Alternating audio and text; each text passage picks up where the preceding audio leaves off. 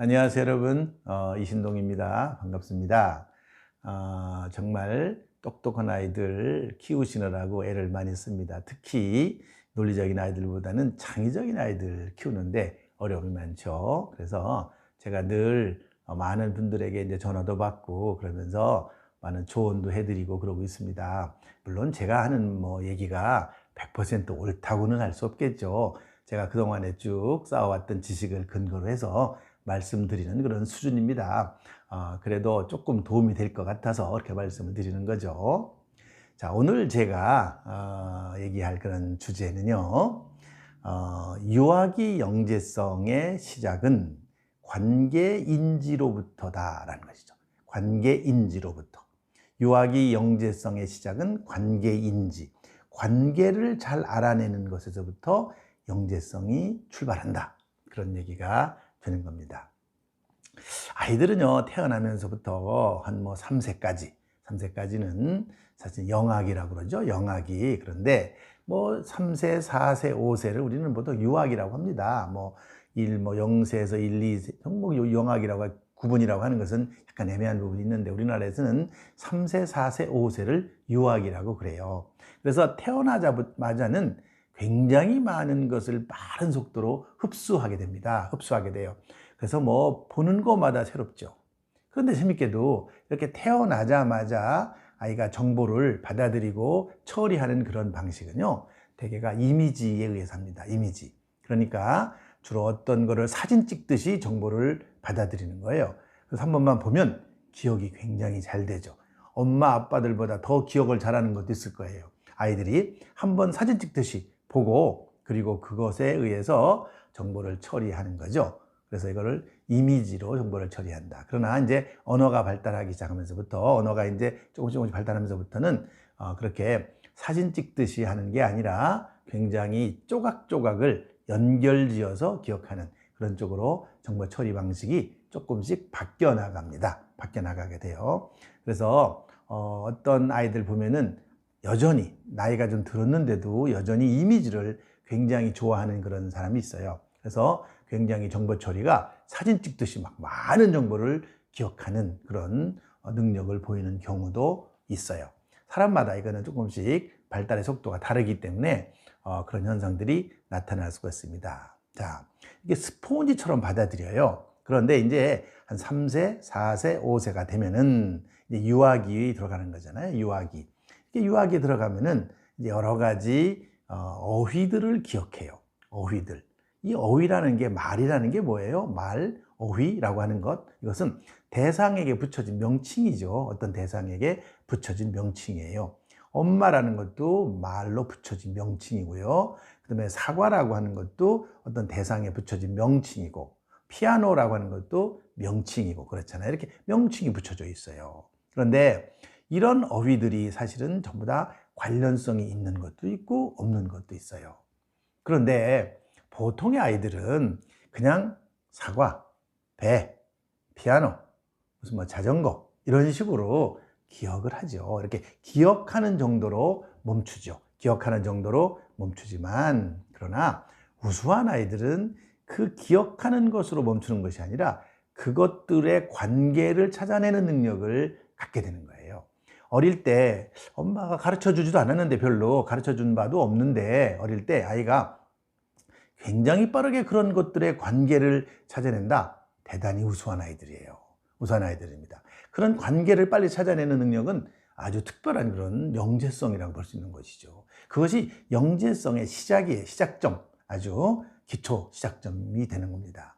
그냥 사과, 배, 감, 이런 식으로 그 다음에 무슨 나무, 무슨 나무, 그 다음에 자동차, 이렇게 그거를 단순히 기억하는 것만 가지고는 그냥 정보를 내가 저장하는 수준이에요.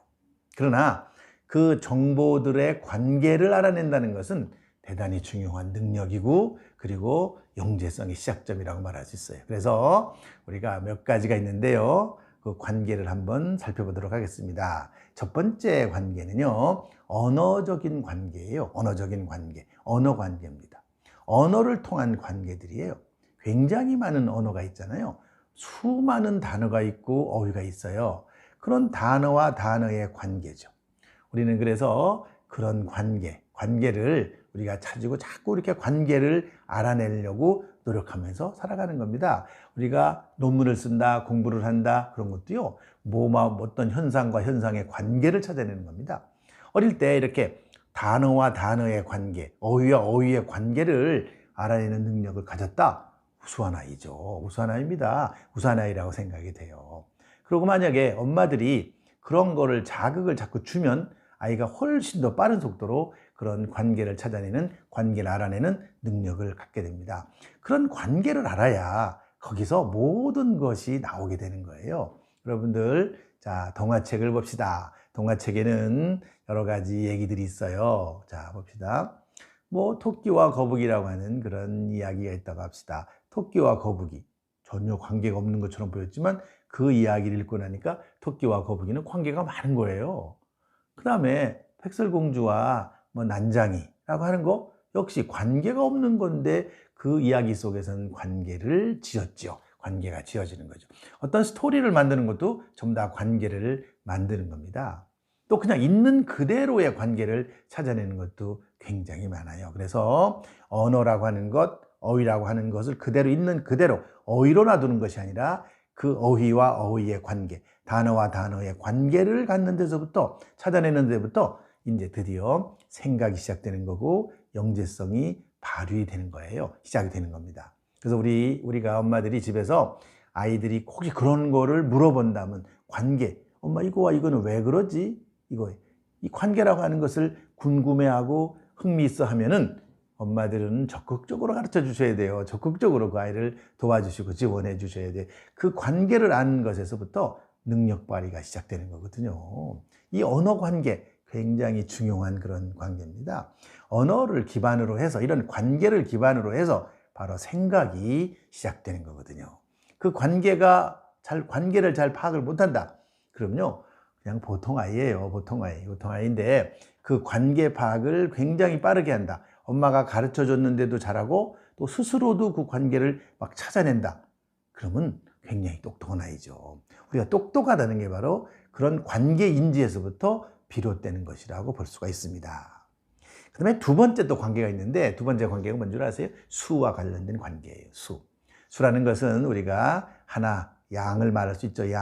수라는 개념 속에는 양이 들어있고요. 순서라는 것도 들어있어요. 순서. 자, 1, 2, 3, 4, 5, 6, 7, 8, 9, 10까지 아이들한테 많이 가르쳐 주잖아요. 어릴 때. 그럼 그 이상도 막 하고요. 어릴 때 뭐 똑똑한 아이들은 뭐 100단위까지도 막 하고 그런 아이들이 있어요. 오케이, 좋습니다. 그런데 자, 1부터 쭉 순서대로 가는 거 말고 자, 하나 건너 하나씩 갈 수 있어요. 1, 3, 5, 뭐 이런 식으로 하나 건너 하나씩 갈 수도 있어요. 또 2부터 시작하면 또 2, 4, 6, 8 이렇게 갈 수가 있어요. 하나 건너 하나씩은 뭐냐면 바로 거기서 단위가 하나씩 없어지면서 2개씩 건너가는 것이죠. 또 3개씩 갈 수도 있어요. 4개씩 갈 수도 있어요. 5개씩 갈 수도 있어요. 1, 5, 10, 15 이런 식으로 갈 수가 있죠. 이런 식으로 얼마든지 순서가 관계를 지으면서 갈 수가 있어요. 이 굉장히 복잡한 수열이라는 거 있죠. 수열이라는 게 수의 관계를 가지고 순서를 만들어 놓은 거잖아요. 그 안에 규칙이 있는 것이죠. 그 안에 규칙이 있어요. 그러니까 이 수를 가지고도 우리가 얼마든지 관계를 알아낼 수가 있습니다. 이 관계라는 게 정말 재밌죠. 이런 관계. 이 관계라고 하는 것이 수학이 되는 겁니다. 결국에는 수학이 되는 거예요. 수의 관계 속에서 수학이 된다. 이렇게 생각해 볼 수가 있어요. 그 다음에 세 번째는요, 사물의 관계입니다. 사물의 관계. 자, 우리가 예를 들면은 과일이라고 하는 범주 안에서의 관계를 우리가 생각할 수도 있죠. 그러나 사과와 배, 감 이렇게 할 수 있지만, 그러나 사과와 다른 거죠. 사과와 고양이. 무슨 관계가 있을까? 사과와 고양이. 이건 범주를 벗어나는 거예요. 그 다음에 사과와 뭐 감자. 이거는 야채잖아요. 야채. 과일과 야채. 뭐 비슷하긴 하지만 그래도 뭔가 범주가 다르죠. 이런 식으로 사물과 사물. 또 피아노라는 게 집에 있다 그러면 피아노와 피리. 피아노와 피리의 관계. 뭘까 도대체? 이렇게 사물과 사물의 관계. 여러분들 이모가 있잖아요. 고모도 있고 이모도 있잖아요. 자, 고모와 이모는 어떤 관계인가? 고모는 아빠의 그 누나나 뭐 여동생인 경우죠. 그 다음에 이모는 엄마의 그 여자 형제를 말하는 거죠. 이런 식으로 이 관계가 굉장히 중요해요. 이런 관계를 아이들이 유아기에 잘 아는 것이 중요합니다. 이런 거를 아이들이 금방금방 알아낸다? 굉장히 똑똑한 아이들이에요. 특히 어휘 면에서도 그렇고요. 사물의 관계 속에서. 자, 그러면 조금 더 나가볼까요? 자, 자연현상 봅시다. 태풍, 바람이 막 불어요. 바람이 부는데 바람이 막 불 때는 비가 온다는 거죠. 비. 그런 경우가 굉장히 많잖아요. 비하고 바람이 같이 오는 거죠. 왜 비하고 바람이 같이 올까? 이런 것들이 전부 다 사실은 우리의 관계, 사물 속에서 관계야. 자, 해가 있고요. 달이 있잖아요. 해가 있고 달이 있어요. 자, 해는 낮에 뜨고 달은 밤에 뜬다. 또 별이라는 거 있잖아요. 달과 별의 관계. 이런 식으로 사물과 사물의 관계를 아이들한테 잘 가르쳐 주는 것이 굉장히 필요하고, 이런 것을 아이가 스스로 깨우쳐서 나간다. 그러면 이런 아이들은요, 굉장히 우수한 능력을 보이는 겁니다. 어릴 때부터 이런 걸 별로 안 가르쳐 줬는데도 그 관계에 대해서 흥미가 많고 관심이 많고 노력을 하고 막 그런다, 알려고 한다. 그러면 부모님들은 적극적으로 가르쳐 주셔야 돼요. 이런 관계가 나중에 큰 학문을 하는데 굉장히 중요한 기본적인 능력이 되는 겁니다.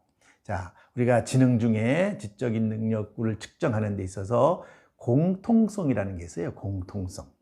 자, 어떤 사물과 사물의 공통점이 뭔가, 차이점이 뭔가. 이것도 관계에서 사실은 다 알 수가 있는 것이죠. 관계를 통해서 알 수가 있는 것이고요. 또 이런 관계를 통해서 우리는 추리를 할 수가 있어요. 추리. 이런 관계 속에서 추리로 발전할 수가 있어요. 이런 것이 바로 관계 없는 것처럼 보였는데 관계. 여러분들 뭐 수사물 같은 거 보면은 이거는 흔적이 있어요. 흔적이 있는데 그런 흔적이 그 범죄의 사실과 어떤 관계가 있는지를 찾아내는 게 수사관들이 잘하는 거잖아요. 그런 거 잘하는 거잖아요. 우리 아이들도 나중에 점점 커서 어떤 분야에 관계없는 것 같은데 관계를 찾아낸다. 그것이 바로 나중에 창의적인 어떤 활동을 하는데도 굉장히 도움을 주는 거예요. 창의적인 활동을 할 때 관계없는 것처럼 보이지만 관계를 찾아내는 것이다. 이런 것이 굉장히 중요한 능력이거든요. 그래서 우리가 아이들을 키울 때 정말 부모님들이 이런 부분에 관해서 관심을 많이 가지시고 도와주는 것이 굉장히 필요하다. 그래서 유아기, 어릴 때 3, 4, 5세 정도 되는 아이들의 영재성의 시작은 바로 관계인지로부터다. 관계인지로부터다. 그래서 오늘 세 가지 말씀을 드렸어요. 언어적인 관계, 그 다음에 수의 관계, 그 다음에 사물의 관계, 이런 것들을 부모님들이 아이들이 알려고 하면 적극적으로 도와주시고, 그리고 아이들에게 이런 부분에 관해서 어릴 때부터 도와주시면 아이가 굉장히 빠른 속도로 어떤 지식을 쌓아가거나 그리고 지식을 활용하는 능력을 키워나갈 수 있을 거라고 생각합니다. 오늘은 여기까지 하겠습니다. 끝까지 시청해 주셔서 감사드립니다. 여러분들 늘 제가 옆에 또 전화도 받을 수 있고 하니까요. 문자로 남겨주시면 제가 가급적이면 답을 가급적이 빠른 시간에 드리도록 그렇게 노력하겠습니다.